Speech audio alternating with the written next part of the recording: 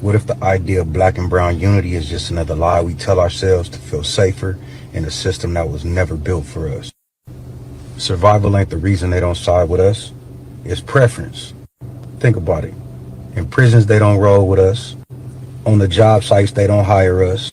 In their homes, they don't want us dating their daughters. And in the courtroom, they often vote for policies against us.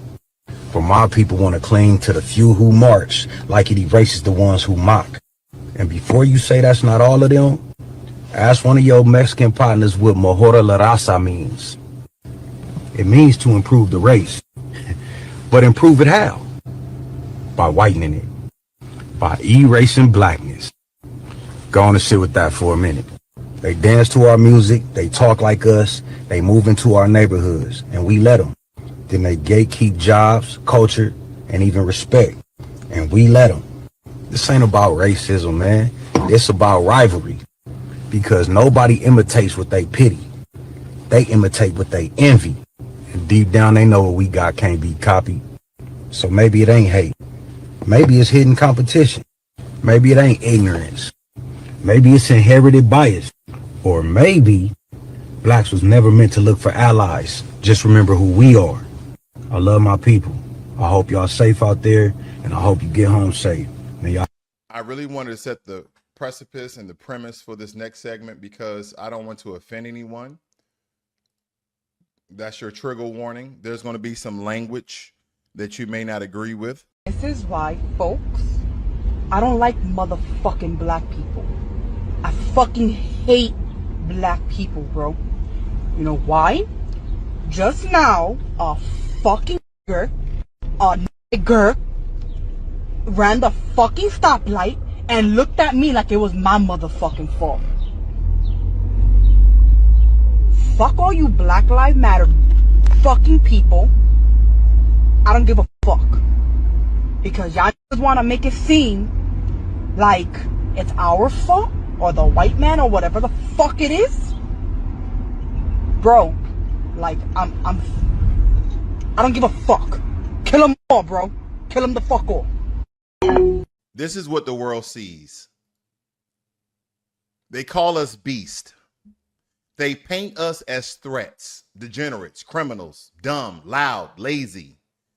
The world looks at black Americans and see a shadow of humanity, not a real person, a fifth of a human, but not the soul that shaped the world. They don't see us as a problem, never the solution. They see us as the problem and never the solution, as victims, never as visionaries, as predators, but never as protectors. Yet we, the so-called beasts, built the bones of this empire. Tell me, what group of people was enslaved for over 300 years in a government-sanctioned horror show and then told to forget? When have they ever did that? Whenever they ever did that? Because I keep hearing that all these other groups of people have been enslaved, and look at them now. Who built the wealth of the most powerful nation on earth with bloody hands and broken backs just to be denied a seat at the table? Foundational Black Americans. We did. And when they opened the gates to immigrants, many fleeing hardship. And again, this is not targeted at one group of people. This is targeted at every group of people who are immigrants to this country who turn up their nose at Black Americans. They open up the gates to immigrants, illegal and legal, many fleeing hardship, war, and famine, and most have come to this country for economic opportunity, economic asylum, economic refugees. Those immigrants were granted access to the very same privileges our struggle made possible. Who am I referring to? Foundational Black Americans. When it comes to affirmative actions, that was built on our pain, even though we didn't benefit from affirmative action. When you're talking about DEI and those DEI initiatives, yeah, it may started off as a movement that Black people was inherently fighting for, but we didn't benefit from it. But yet, immigrants have benefited from the same policies that was meant for us. Then they have the audacity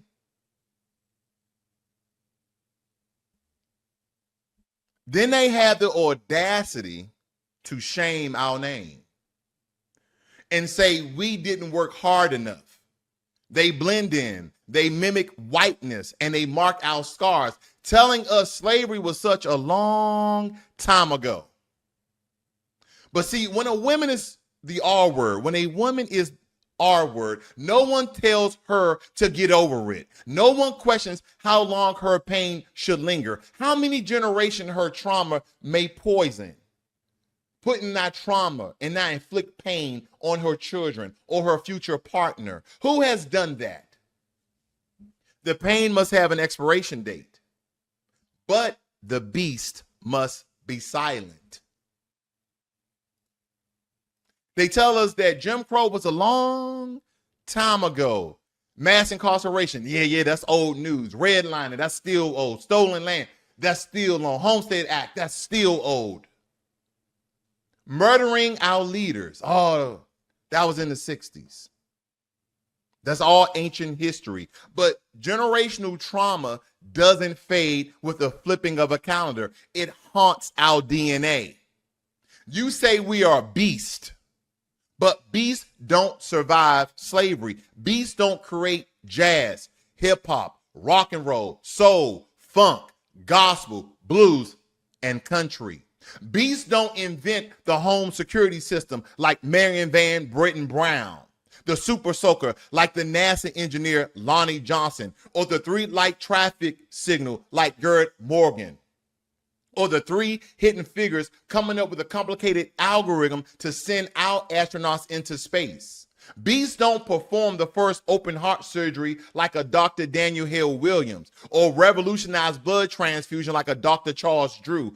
Beasts don't launch NASA missions with math like I stated, those 3 hidden figures like Katherine Johnson's.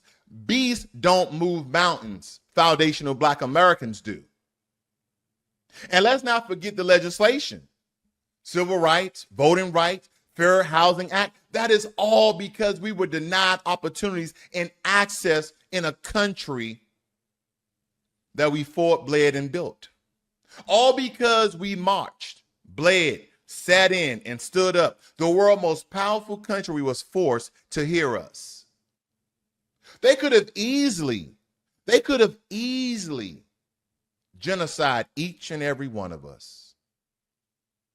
But yeah, there's good white people, there's good Hispanic people, there's good Asian people, there's good all people. So that didn't occur. But don't act as if a large majority of all these different groups don't speak down to us as we are the scum of the earth. The world's most powerful country, they were forced to hear us. So the beast became the voice. Yet, while the Japanese received reparations for internment, while Native Americans received land, casinos, and recognitions, and government subsidies and government assistance till this day, we are told you wasn't enslaved. Your father wasn't enslaved, so you should get over it, as if trauma isn't inherited. So I guess certain terms are only good when certain people state it. But when people say hurt people, how do you think we have generational trauma? Why do you think the world sees our family as degenerate? Why do you see the Black family disassembled? Like mass incarceration had nothing to do with it. That hurt people don't hurt people, as if trauma can't be transcended to a new generation. As if generational wealth wasn't stolen. We talk about all these Black wealth in the different cities that we have around America before 1920, before the Red Summer of 1919. If you guys are not familiar with the Red Summer of 1919, just look it up. Just type in Red Summer 1919. And then you will understand that at every given wake, beyond slavery, before Jim Crow, We built massive amount of black Wall Streets, not one in Tulsa, Oklahoma, but we had more than 15 black Wall Streets where black people were thriving in America. Where's the laziness at now? But at every given turn, we were sabotaged. We were tricked. We were manipulated in a government that wanted to see us dead. They wanted to see us gone. They said, go back to your country, N-word. This is the only country that we know. We've had people here on record since 1526. Look up, before 1619, there was 1526. And then in doing your little research, you will find out there were black people already here prior to 1526. Some of the most indigenous people of this land. But they act as if generational wealth wasn't stolen. Burned in Tulsa, drowned in Rosewood, robbed by redlining and lynching and outright theft. As if your father worked and saved and had life insurance and bought a home and then transcended and transferred that wealth down to you. That was stolen from us. But yet they say, get a job in a country where our names alone disqualify us, where zip codes determine opportunity, where we must be twice as good to get half as much, where racism is a scaffolding that held this country together, and it still does. Yes, stop letting either side lie to the American people. Racism still exists, whether you speak it or whether you think it, whether it's implied or subconscious bias. But foundational Black Americans are still here. There's a great many of us, unfortunately, that are still suffering from so many traumas. I think there's countless to name. And I know there are some people out there, stop being a victim. And they look like you and I. They have the same lineage as you and I. Stop being a victim. Then you also have those who are sellouts.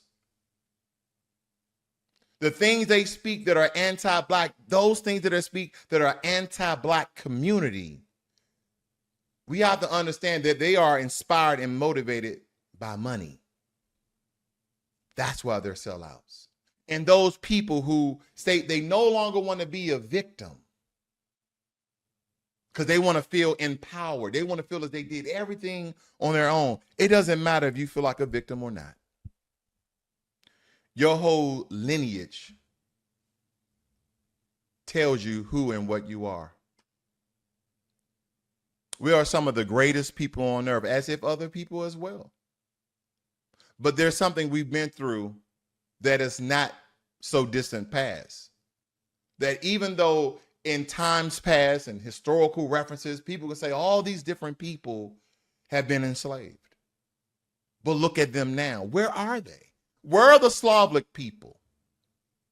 The Slavic people no longer exist. They're different types of people. They live in Ukraine. They live in Russia. They live in Poland. There are different. The Slavic people have now turned into 4 or 5 countries. They no longer exist. We rise with rhythm, with genius, with flavor, with soul. We rise in every field, science, law, not just sports, art, tech, and education. We rose in Selma. We rose in Ferguson. We rise in every courtroom and every classroom around this country. We are the beauty in the beast that you see, because that is what you say we are. Because we carry grace under pressure. We carry brilliance under burden. We carry pride without permission. We are not the beast. We are the miracles in motion. So keep underestimating us. Keep painting us in the shadows. We are the beauty that built this nation. And we're the storm that's reshaping it. So when people look at Black Americans, is this what you see?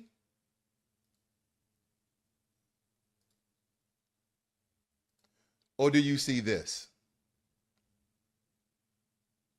See, nobody wants to talk about the past as if that generational trauma can't be passed down by mother and father to their child.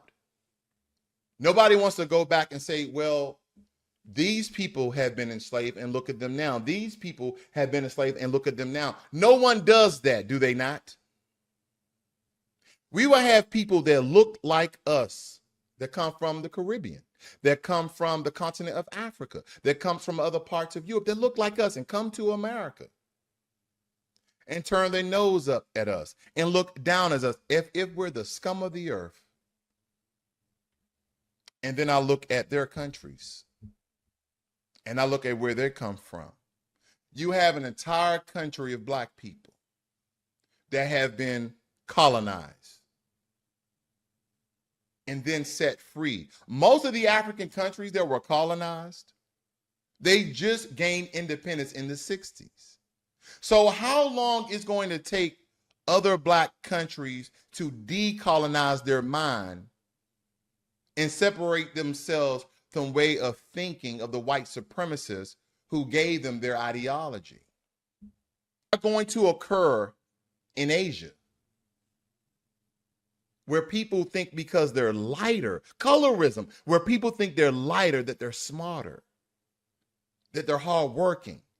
They're literally repeating the same colonial white supremacist ideology towards black Americans when they come. Because you don't hear this, oh, they're so hardworking. You hear that with Hispanics. You hear that with black immigrants. But no one is taking into account the things that have occurred and the things that are still occurring today to black Americans. I'm not saying feel pity for us. I'm not saying we're making excuses for our condition. But no one is really doing the research of, wait a minute, they started here, they went here, and look at them today. Would you say we're better or worse than we was in the 60s? Unfortunately, I would say that we're just a little bit better. But our wealth is still the same. And the difference between that family is that those other groups that I named, they have received reparations. And when people stated about the Native Americans and the comparison that I make, Native Americans are still receiving reparations till this day. And those people wasn't genocide. Those people who still exist today, their ancestors was. So what's the big difference? There is none.